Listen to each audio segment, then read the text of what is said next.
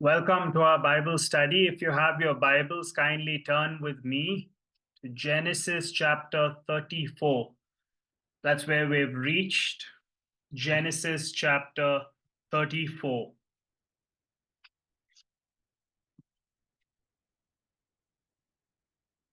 I've titled it Dinah Defiled and Shechem Decimated. Genesis chapter 34, verses 1 to 31. Divided this chapter into three subheadings. Number one, rape, verses 1 to 5. Number two, reward, verses 6 to 12. And number three, revenge or retribution, verses 13 to 31. So number one, rape. Number two, reward. And number three, revenge. Just something to note about chapter 34, the name of God does not appear in this chapter. It doesn't appear anywhere in this chapter. It appears in the previous chapter. It will in the next chapter about 11 times. The name of God directly appears, and then about 11 times it appears in different forms like Bethel. But in this chapter, chapter 34, the name of God does not appear. Now, if you remember the previous chapter, we saw that Jacob had made somewhat of a permanent dwelling in the land of Sukkoth, and then he moves to Shechem nearby, and he makes these booths for his animals. And so it was something that was contrary, I believe, to the will of God, especially when you read Hebrews 11:9, which says that God called them to live as sojourners, as pilgrims, and not make a permanent dwelling for themselves. And another reason is because another reason why I don't think he is in the center of God's will is because in Genesis chapter 31, verse 13, God says to Jacob directly, explicitly, very clearly, I am the God of Bethel, where you anointed a pillar and made a vow to me. Now arise, go out from the land and return to the land of your kindred. God says, not I am the God of Shechem. He says, I am the God of Bethel. And so that was a very clear cut instruction to Jacob. Even and you know, God repeats himself even in the in Genesis chapter 35, after the events that we're about to read in Genesis 34, Genesis 35, 1. Again, God repeats himself and says, arise and go to Bethel. That's where he was supposed to go. So this chapter that we're about to read is really a chapter of human folly. It lacks godly wisdom there, and as I already mentioned, God himself is absent in this chapter. His name is not mentioned. So it's to do with human folly and functioning in human wisdom. We don't know why exactly. There are, when you read the book of Genesis, many times you'll have to say you don't know because many things are not mentioned. For instance, we don't know exactly why Jacob decided to go to Succoth and then Shechem. We don't know the exact reason. It is speculation, but it's probably because he wanted a change. Maybe he feels like I've been to Bethel, I've been there, done that, I've seen the place. Maybe he wants to go to a bigger city. Maybe he feels the economic opportunities will be better over there, and so he decides to move. Maybe he wanted to avoid his brother Esau. So for whatever reason, he didn't seem very content to go back to Bethel, which is what God instructed him. Instead, he goes here and he makes his dwelling there in the land of Shechem. And sometimes, people might think, we might be tempted to think, of course, there's that cliche, the grass always looks greener on the other side, but we also might be tempted at times to think that only if we move from this place to another place, all our problems will go away, or life will become much better, or we'll be much more happier and joyful because in this place I have all these problems, and we have a mental list of all the problems that we encounter. So we think that all those problems will be taken care of if we simply move to another place. But more often than not, that is not the case, because when you move, you're taking yourself, your discontented self with you. And so when you go to that new place, you're still there. It's still the same person. If you not learn to be content in the previous place, then the chances are that you'll also not be content in the new place, which is why I think Timothy says godliness with contentment is great gain. And so Jacob, for some reason, is not content to go back to Bethel, but he decides, for whatever reason, to go to Shechem. And as we're going to read, it's going to prove it's going to be disastrous. It proves to be disastrous, this move that he makes to the land of Shechem. And so contentment is important. The Apostle Paul learned to be content in all situations. In fact, read of the story where this pilot was flying over the Appalachian Mountains. Now, again, there's a debate on how this word is pronounced. If you ask the locals, they'll say Appalachian or Appalachian, and different pronunciations. I'm not sure. It's just basically that range of mountains that start in the Newfoundland Islands in or Newfoundland Islands in Canada, and then end somewhere in central Alabama, about 3,300 kilometers long mountain range. There's this pilot flying over, and every time he flew over this particular section of these mountains, he would look down at a valley where there was this pond, and then he would say to his co-pilot sitting next to him, he say, "I wish I was just down there sitting on a log and fishing." And the co-pilot said, "Why is that the case?" I mean, he said, "No, as a young boy, I grew up there. That was my hobby. But when I was a young boy, I was sitting down there on the log and fishing, and I would look up in the sky, and I would see the planes, and I would wish one day I could be a pilot. Now I'm a pilot. Now I'm wishing that I could go back down there and fish. So the grass always looks greener." Moral of the story is he wasn't content, and moral of the story is just because there's a change in circumstance doesn't mean we'll be content. Again, there's another story of a Quaker who sees this rich man moving into the neighboring house, and he moves in with all his electronic gadgets and his plush furniture and his expensive wall hangings. He moves it all in. His house is ornately decorated. And the Quaker calls out to his rich neighbor, his posh neighbor, and he says, "Just in case you lack something, just let me know, and I'll show you how to live without it." Again, the art of contentment. Godliness with contentment is great gain. But Jacob, for whatever reason, wasn't content. And it's amazing how, when the head of the family makes a decision and decides to move his family, very often that sin or that disobedience or that lack of being in the center of God's will affect everybody. So we don't sin in isolation. Sometimes our decisions, like Jacob's decision over here, affects everybody. It affects the family members, as we're going to read. And it's very similar, right, with the prophet Jonah. I mean, when he decided to go, God tells him to go to the land of Nineveh, and he decides to take this cruise, and he wants to see Portugal, modern day Portugal. So when he does that, he put everybody's life, all the people on that boat when the storm came, everybody on that boat was placed in jeopardy because of his disobedience. I mean, so he doesn't sin alone. We can't sin in isolation. Very often our sin has consequences. The consequences are experienced. Many people bear the brunt of our sin, in other words. And Abraham's another example. When we read about him in Genesis 13, when the famine comes, he goes south to Egypt. And going south to Egypt, he puts his own wife at risk, Sarah at risk. And of course, there's that plague that comes upon everybody. And we know what came from Egypt. It was the servant girl who he brought back. And we know everything that happens. And another example that I thought of was Elimelech in the book of Ruth, between Joshua and Judges, the book of Ruth, where Elimelech, as soon as the famine comes, they leave what is often called the house of bread, and they go to enemy territory, the land of Moab. And we know as soon as he goes there, he dies. Later on, Mahlon and Chilion, both of them die, and Naomi is left as a widow. So the consequences of the head of the house, the head of the family, when he makes poor decisions, the consequences are quite severe, and everybody has to face those consequences. And that's pretty much what happens here in Genesis chapter 34 because of Jacob's move to the land of Shechem.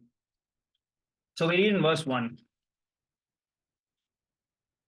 Now, Dinah, the daughter of Leah. So, Dinah, we make a note, is the daughter of Leah, whom she had borne to Jacob, went out to see the women of that land. Many commentators say, and there are two specific commentators, Thiel and Delitzsch, who are supposed to be good commentators when it comes to the Old Testament, they say that she was a teenage girl. She was probably, they look at other references in the book of Genesis, and they say she was somewhere between the age of 13 and 15. Henry Morris, who was an engineer, an apologist, who was a theologian, he was the founder of New Creation, Creation Research Institute. A lot of good stuff on the Book of Genesis, and of course, he died in 2006. He says regarding this verse, he comments on this, and he says, unattached young women were considered fair game in cities of the time in which promiscuity was not only common, but in fact a part of the very religious system itself. So he's basically saying that this was a very dangerous thing for Dinah to do, to just wander out like this. And we are not sure, because of the low moral standards of the Canaanites, but we're not sure now whether her father forbade her from going out like this. We're not sure that her mother said it's not safe for you to step out and go and try to befriend the women of the land, or go and, just talk with them or find some company. We don't know all that because the text simply does not say whether he told her not to do. We don't know whether she snuck out. We don't know whether he was apathetic as a father. He didn't care what she did. None of that is mentioned over here. But we can use this opportunity to think about how today parents must be careful with their children. We know there's something called peer pressure, and it should be counterbalanced with parental pressure. And what I mean is that even though we know the worldly standards, we know the cultural standards, and we know that there will be something called peer pressure, we know that kids are easily influenced by their peers. The moral standards that come from scripture must be communicated by parents to the children. It doesn't guarantee that they will not rebel. It doesn't guarantee that they will not grow up and disobey the standards, but those standards must be set nevertheless. They must know, they must have that instruction that comes straight from scripture. And later they, at least later, they'll have a reference point. They'll know. They might think about it. Again, the Bible also says, train up a child in the way they should go, and when they're old, they'll not depart from it. So there are those truths, general truths, that will be beneficial as the child grows up. So there must be that parental pressure that is healthy, that is good, where the parent is involved in the life. I recently remember watching a movie where the father was very apathetic towards the daughter and wasn't really interested in who the daughter was texting, and the daughter was just texting this one person who claimed to be around roughly the same age, but then happened to be a predator, a sexual predator who was about 3 times her age. But the father only reacted and retaliated after this man had taken advantage of this young girl who was about 14 years old, after she was raped. So we don't know exactly whether Jacob said, don't go out, you're not allowed. If you want, you can hang out with your brothers. You have so many brothers. We don't know all those things, but we know that parents should set a high standard for their children and be on guard, because we live in a very evil, wicked world. And so that pressure, counterbalancing that pressure, the peer pressure, parental pressure, where they lay the standards from scripture. I was listening and I heard about this one submarine called the Thresher, which in 1963 it went down really, really deep. And even though it was made out of thick steel, because of the pressure, the water pressure around it, it went really deep. It imploded, just like that submarine that went down to see the wreckage of the Titanic. It imploded, and all of them were killed. But what's interesting is that same place where the submarine made of thick steel, supposed to be a robust structure, suddenly just implodes and crumples like that. The same area, there are these tiny fish that swim with absolutely no problem whatsoever, no issue whatsoever, simply because the pressure outside is balanced with the pressure inside the body of these fish. And so you can say they're pressurized fish. And so, in the same way, there will be peer pressure. The children go out, they meet their friends, they'll influence them, they'll say, why don't you experiment, why don't you? At the same time, at the home, the parents should inform the children that these things will come. That's why the law of first mention is important. Rather than learning things from the outside world, parents should instruct the children right there at home. Of course, easier said than done. There are very complicated, tricky situations, But parents have to set the standard and they should be involved in the lives of their children. So I just take this opportunity to say that even though we are not 100% sure whether Jacob gave Dinah those instructions, whether he was involved in her life, did he care? But all we know is that in verse 2, when Shechem, the son of Hamor, so Shechem is name of a town, either the town was named after the boy or the boy was named after the town. We don't know which one it is. But Shechem, the son of Hamor, the Hivite, so they were Hivites, the prince of the land saw her, he seized her. So he saw her, he seized her, he lay with her, and he humiliated her, he defiled her. And his soul was drawn to Dinah, the daughter of Jacob. He loved the young woman and spoke tenderly to her. So Shechem spoke to his father Hamor, saying, "Get me this girl for my wife." So the first thing to note is the word love here is not the word that's used when it describes God's love, which is Hesed love.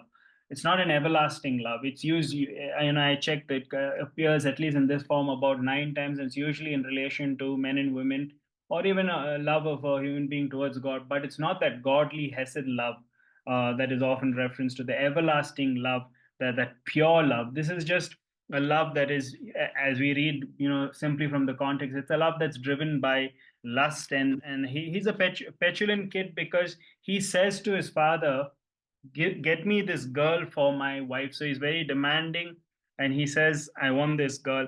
And it does say, however, in verse 3, his soul was drawn to Dinah, the daughter of Jacob. He loved the young woman and spoke tenderly to her. And even later, as we read it, it'll say that he was more honorable than everybody else in the land of Canaan, and we'll get to that. But as of now, he does something that is wrong. He starts off on the wrong foot, but then it does say that he didn't just abandon her after that. He did love her, at least in a worldly sense, and he spoke tenderly to her. In verse 5, interestingly, we read, now Jacob heard that he had defiled his daughter Dinah, but his sons were with his livestock in the field. So Jacob held his peace until they came. What's interesting, what I find fascinating with this verse is that very often we read that Jacob is quite passive. He doesn't seem to retaliate, doesn't seem to get angry. Even when his two wives, that is Rachel and Leah, were having that competition and say, oh, if I bear my child, okay, now I'm going to be finally loved. I'm going to be worthy. My husband will pay attention to me. Even at that time, he plays a very passive role, and they had this weird thing with the mandrakes and everything. He doesn't speak up, and he doesn't say this is wrong, this shouldn't be done. He seems to be playing a very passive role in all of this. Even here, he's thinking, he's just heard. I know that many fathers, when they hear this kind of news, they might retaliate. They'll be enraged by what they just heard, and they'll say, I'm going to have a word with that guy's father or with that guy, or they won't spare those people. They'll chase after them. But here he's saying, it says that he held his peace till his sons came back. For some reason, it's like almost like he's going to read the room and see what the how the sons react, and based on that he will react or something like that. He's not able to take a stand. He's somewhat on the wall, and he's just holding his peace. So maybe you could say again, see, that's the thing about Genesis. Many times you have to say maybe, because it's a narrative. Maybe he was in shock as well. Maybe he just simply didn't know what to do. It was too much for him to digest. We're not sure, but we do know that he doesn't retaliate immediately. It says that he held his peace until his sons came. So number 2 is the reward, verses 6 onward. So when you read let me read a few verses. And Hamor, the father of Shechem, went out to Jacob to speak with him. So instead of Jacob taking initiative, Hamor is taking initiative, and he's coming to Jacob and speaking to him. The sons of Jacob had come in from the field as soon as they heard of it. So see, these guys, as soon as they hear of it, they are proactive. They're coming. They come into the house. And the men were indignant. This seems like a more normal reaction. The men were indignant and very angry because he had done an outrageous thing in Israel by lying with Jacob's daughter. So, in that culture, sometimes when something like this happens, often men would respond with violence.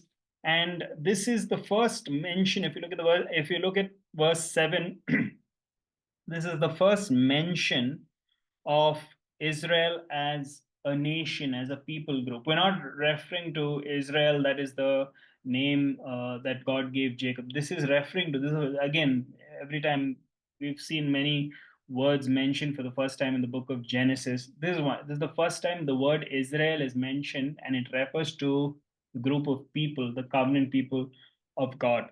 Even though it's in its nascent state, even though it's in its embryonic state, this is the first time it's mentioned over here. Because they had done something to the people of Israel that was considered outrageous by lying with Jacob's daughter, for such a thing must not be done. But Hamor spoke with them, saying, the soul of my son Shechem longs for your daughter. Please give her to him to be his wife. Make marriages with us. Now he's broadening the scope of things, and he's saying not just for them, but some of your people can get married here and we can intermarry. He says, make marriages, plural, with us. Give your daughters to us and take our daughters for yourselves. You shall dwell with us, and the land shall be open to you. Dwell and trade in it and get property in it. Shechem also said to her father and to her brothers, let me find favor in your eyes, and whatever you say to me, I will give. Ask me for as great a bride price and gift as you will, and I will give you whatever you say to me. Only give me the young woman to be my wife. So they have a proposal. Basically, these gentlemen have a proposal. They say that you can, in verse 10, they say you can dwell with us, you can do trade with us, we can give our daughters in marriage, you can give your daughters in marriage. And he also says, Shechem says to both Jacob and the brothers, ask me any price, I'm willing to pay the dowry. And we don't need, because of our culture, we don't need too much of explanation regarding dowry.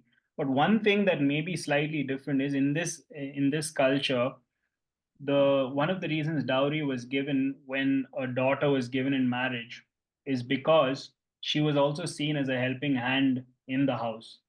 And so when she left, that father, the father of that household, will no more have her help. And so a compensation was given. And that was one of the reasons for the dowry. And he says, he even includes an extra price, as a bride price and gift as you will.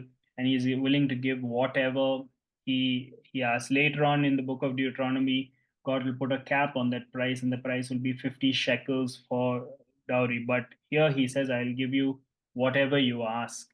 And but there's no doubt that Satan over here, think about this, Satan, this is another attempt of his to pollute the royal line, because the Israelites can't intermarry. They're probably 40, 50 people at this point. They'll increase later, but 40, 50 people at this point.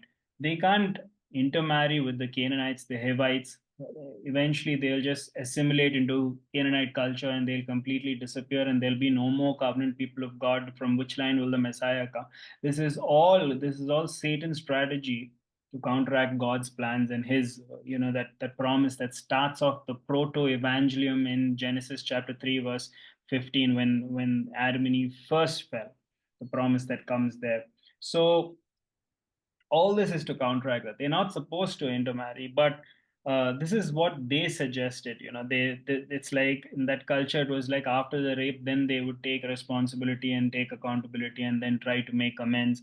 And this was their way of making amends. At least in this situation, they are trying to make it right by saying we will take her as to be part of our family. But the sons of Jacob answer in verse 13, and this is where the revenge and the retribution starts. The sons of Jacob answered Shechem and his father Hamor deceitfully. Now, question, where did they learn this? They learned it from none other than their own father, who they have seen deceiving. He was the master deceiver, he was the conniver, and so they answered him deceitfully. And that word is important to keep in mind, because he had defiled their sister Dinah. They said to them, we cannot do this thing to give our sister to one who is uncircumcised, for that would be a disgrace to us. Only on this condition we will agree with you, that you will become as we are by every male among you being circumcised.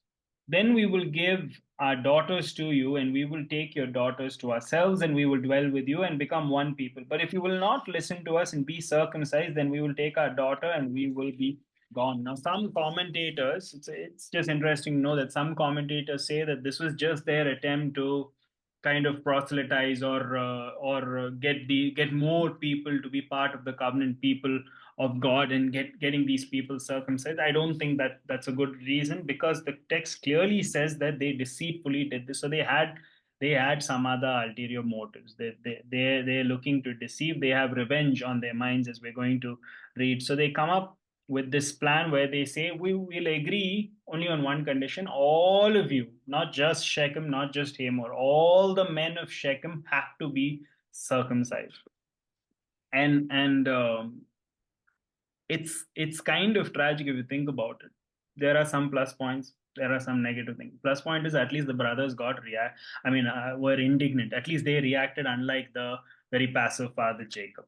That's nice to see, have possessive brother. That's somewhat of a plus point. Nice to see that they're trying to hatch some plan to take revenge, do what's right. As you're going to read later, they'll rescue Dinah. But they also took a sacred symbol that was given by God to his people, and they used it to deceive somebody else. They used a sacred symbol and turned it into something sinful. They used it for the sake of violence. And so I don't think that was a very noble thing that these two the brothers did. And we see that it's two brothers, specifically Levi and Simeon.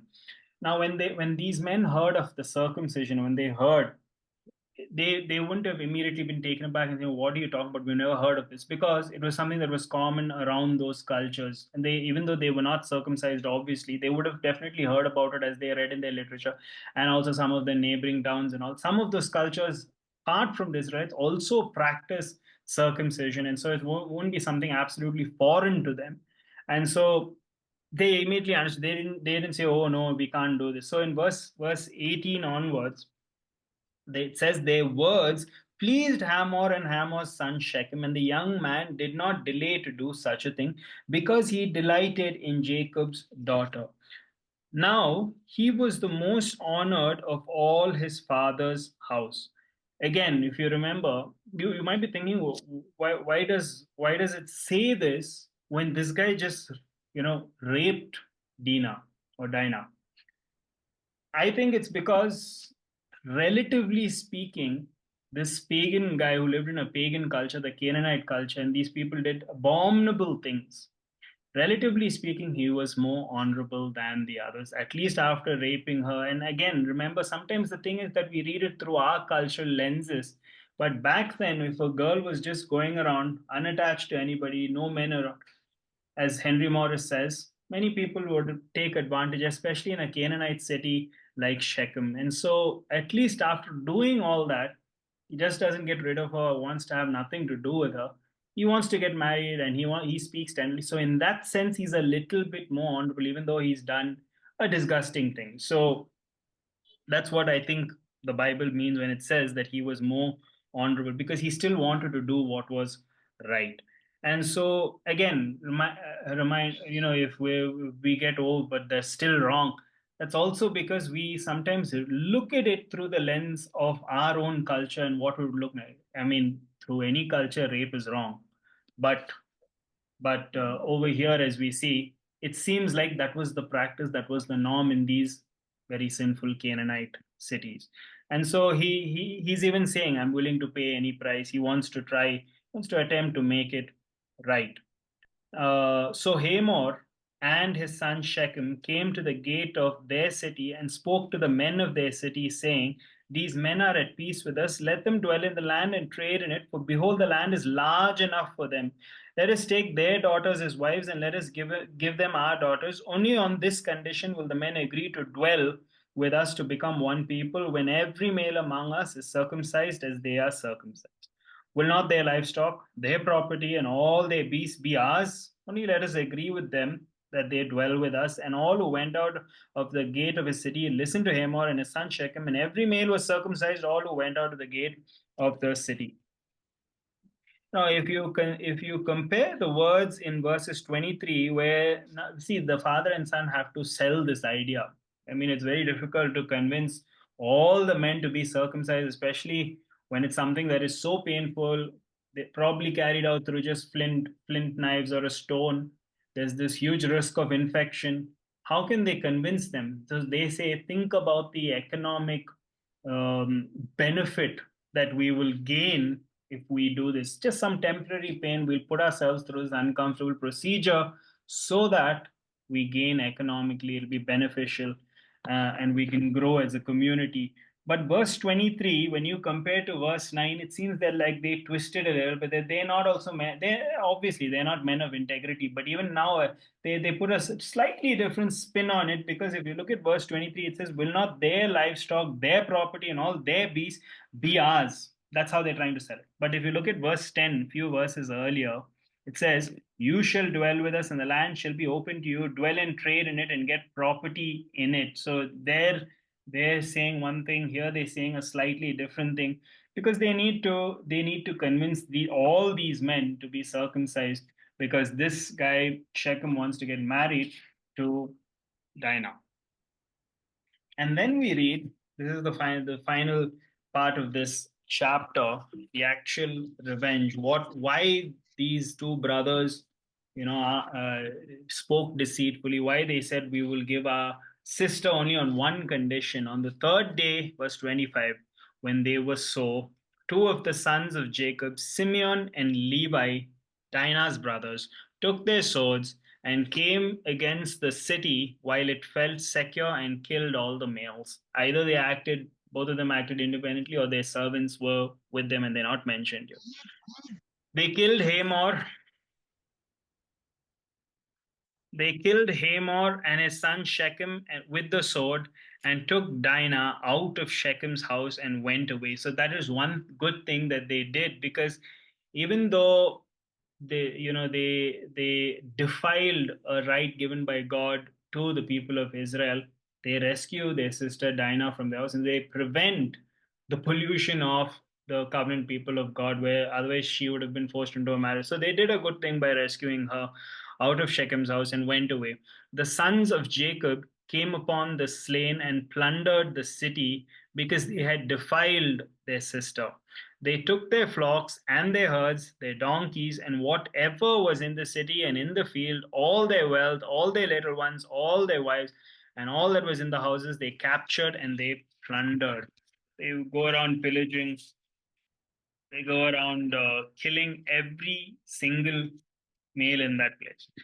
And so these two brothers, Simeon and Levi, are full brothers of Dinah. They're actually their mother was also Leah, so they are a common mother. They're not half brothers like the other, but they also had other brothers like Reuben and Zebulun and Judah and Issachar.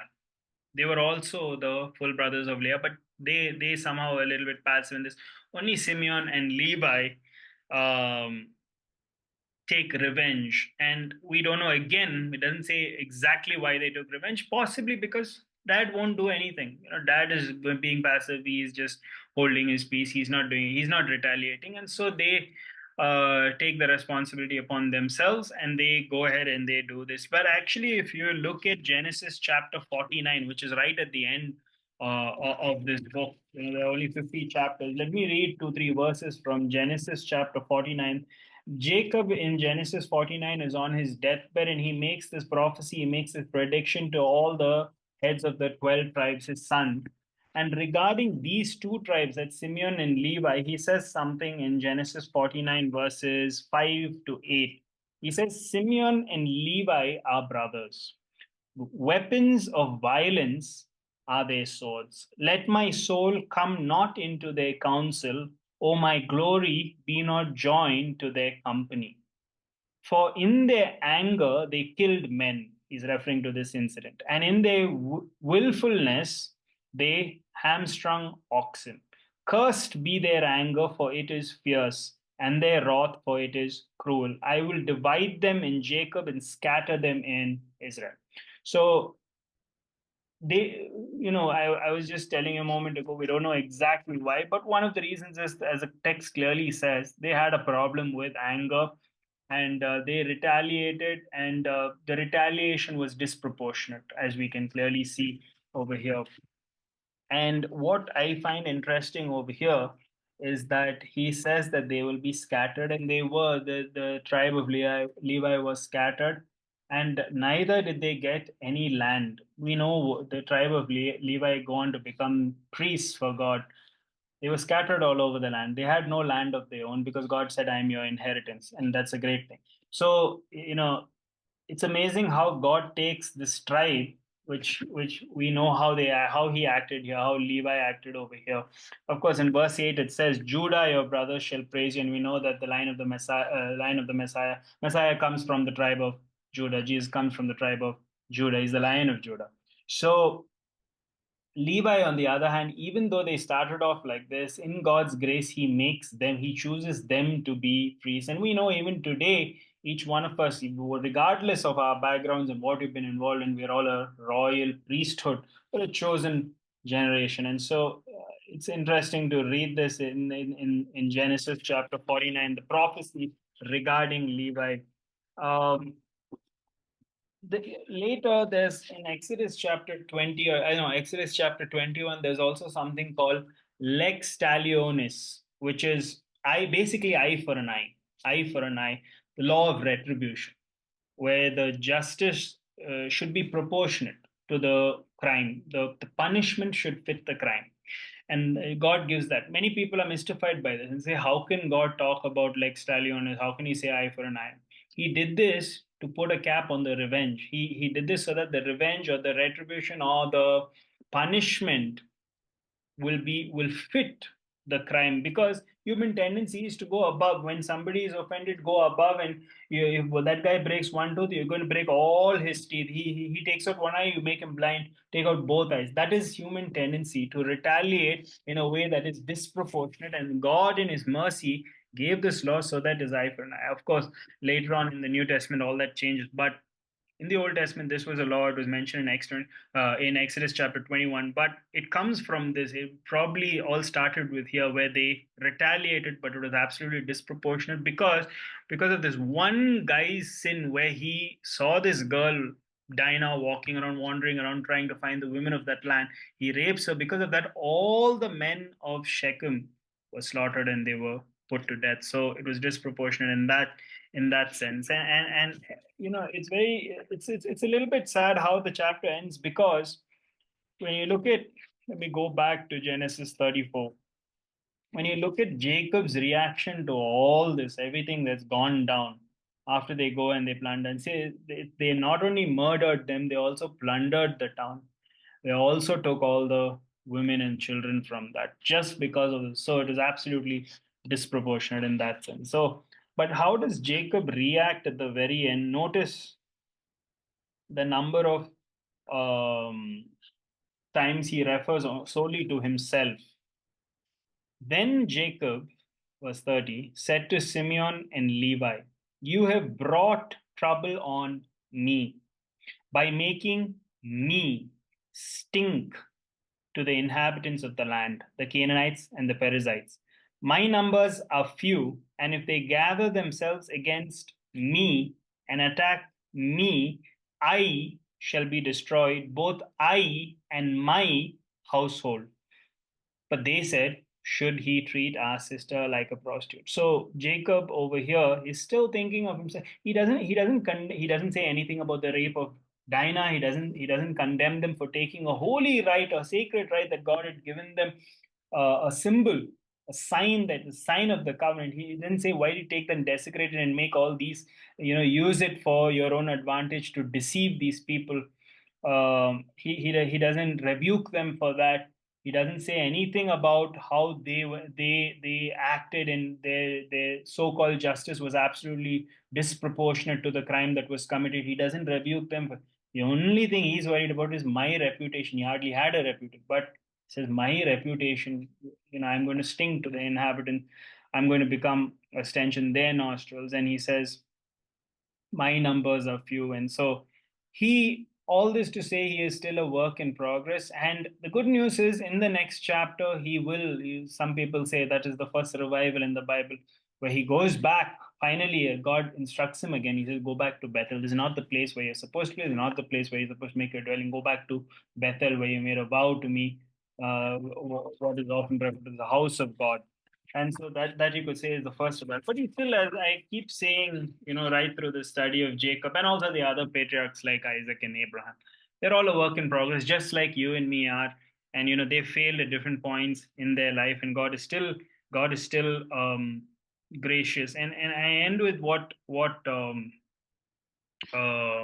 of the commentators say regarding Jacob. He says when he confronts his children, he says, "You brought trouble to me." He says, "Jacob, you brought that trouble on yourself. You passed your own deceitful nature into your boys. You set them a constant example of guile.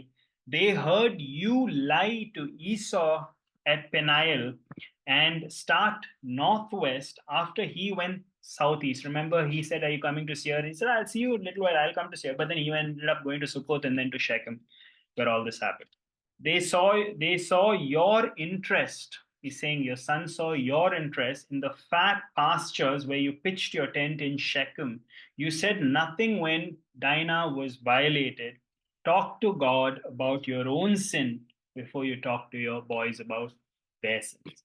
And so that's where Jacob is at this point. He's disobedient. He doesn't follow the instructions. He goes, makes his dwelling in some pagan place. And in chapter 35, he's going to have a revival of sorts, and he's going to return to the land where God instructed him, specifically instructed him to go. That is Genesis chapter 34, verses 1 to 31.